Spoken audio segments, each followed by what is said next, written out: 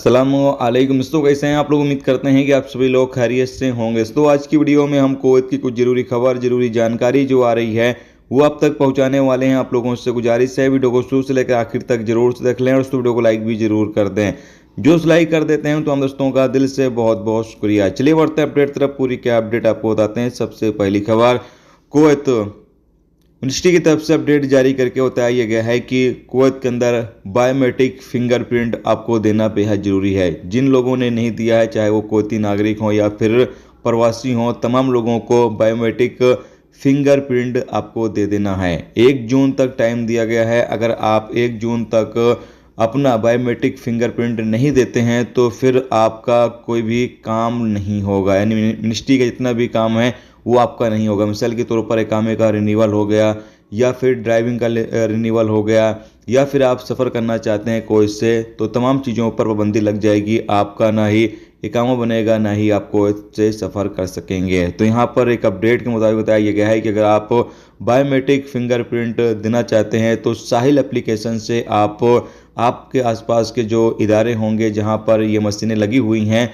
वहाँ का अपॉइंटमेंट ले सकते हैं और अपॉइंटमेंट लेने के बाद आप जाकर बायोमेट्रिक फिंगरप्रिंट दे सकते हैं, जिसके बाद आप कुवैत में आपको किसी तरह की कोई दिक्कत का सामना नहीं करना पड़ेगा। अगर आप 1 जून तक बायोमेट्रिक फिंगरप्रिंट नहीं देते हैं तो फिर आपका ना ही इकामा रिन्यूअल होगा और ना ही आप कुवैत से सफ़र कर सकते। अपडेट यह है कि कुवैत मिनिस्ट्री की टीम ने 1-2 दुकानों को बंद कर दिया है जहां पर वाटर गन मशीन या यूं कह लें कि बैलून बेचे जा रहे थे। जिसे ही मिनिस्ट्री की टीमों को जानकारी मिली, मिनिस्ट्री की टीम ने इन दुकानों पर छापा मारा और इन दुकानों के जो मालिकान थे उनके खिलाफ तो कानूनी कार्रवाई की गई है।